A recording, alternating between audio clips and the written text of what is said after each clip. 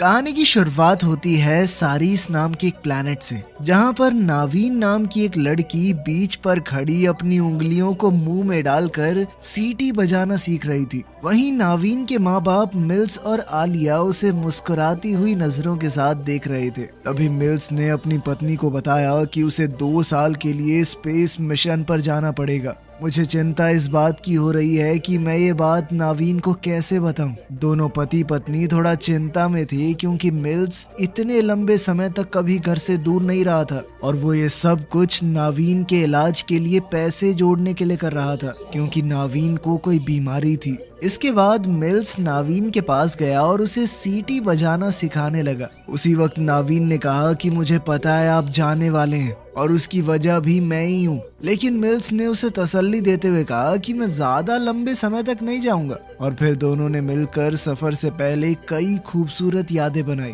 कुछ समय बाद मिल्स अपने मिशन पर था, सब कुछ बिल्कुल सही चल रहा था। लेकिन फिर अचानक से एक रात जब सभी साइंटिस्ट स्पेसशिप के अंदर सो रहे थे, स्पेसशिप अचानक से एक एस्ट्रॉइड से भरे हुए इलाके में घुस गई। मिल्स को तुरंत अलार्म का सिग्नल मिला और उसी वक्त स्पेसशिप आसमानी पत्थरों से टकराने लगा। उनकी शिप को बहुत ज्यादा नुकसान हुआ था। मिल्स खराब होते सिस्टम पर कंट्रोल पाने की पूरी कोशिश कर रहा था, लेकिन बदकिस्मती से वो कामयाब नहीं हुआ। कोई और ऑप्शन था नहीं तो उसे इमरजेंसी लैंडिंग करनी पड़ी, वो भी एक अनजाने प्लैनेट पर। अब स्पेसशिप नीचे की तरफ क्रैश होते हुए 2 हिस्सों में टूट गई और होश खोने से पहले मिल्स की आंखों के सामने सिर्फ उसकी बेटी की यादें आ रही थी।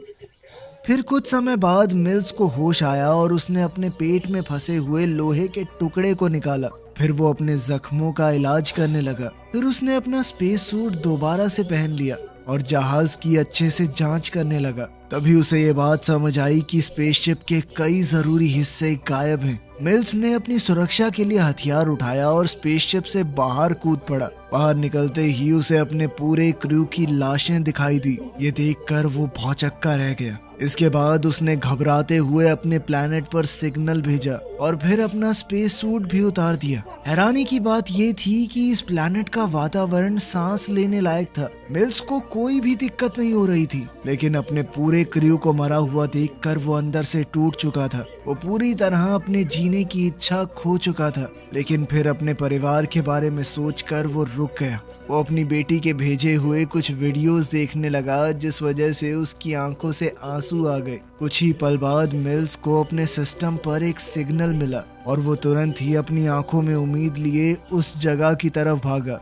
जल्द ही उसे स्पेसशिप का वो हिस्सा मिला जो गायब था, जिसमें उसने देखा कि एक छोटी लड़की अभी भी जिंदा है। मिल्स ने उस बेहोश लड़की को बाहर निकाला और उसे शिप के बचे हुए हिस्सों की तरफ उठा कर ले गया। लेकिन तभी रास्ते में उसे गीली जमीन पर एक बहुत बड़े पंजे का निशान दिखा, जिसने उसे काफी उलझन में डाल दिया। और तभी हमें चौंका देने वाली बात पता चली। दरअसल जिस प्लैनेट पर मिल्स लैंड हुआ है वो कोई और नहीं बल्कि पृथ्वी ही है। लेकिन ये बात हमारे समय से 6.5 करोड़ साल पुरानी है, जब हमारे प्लैनेट पर डायनासोर्स हुआ करते थे। अगले दिन मिल्स स्पेसशिप के उस हिस्से को ढूंढने की कोशिश करने लगा जिसके अंदर इमरजेंसी स्पेसक्राफ्ट मौजूद है, लेकिन उसका स्कैनर उसे डिटेक्ट नहीं कर पाया। इसीलिए वो आसपास के इलाके को समझने की कोशिश करने लगा और तभी उसे एक बहुत बड़े जीव की हड्डियों के अवशेष मिले, जिसे देखकर ऐसा लग रहा था कि इसकी मौत हाल ही में हुई होगी।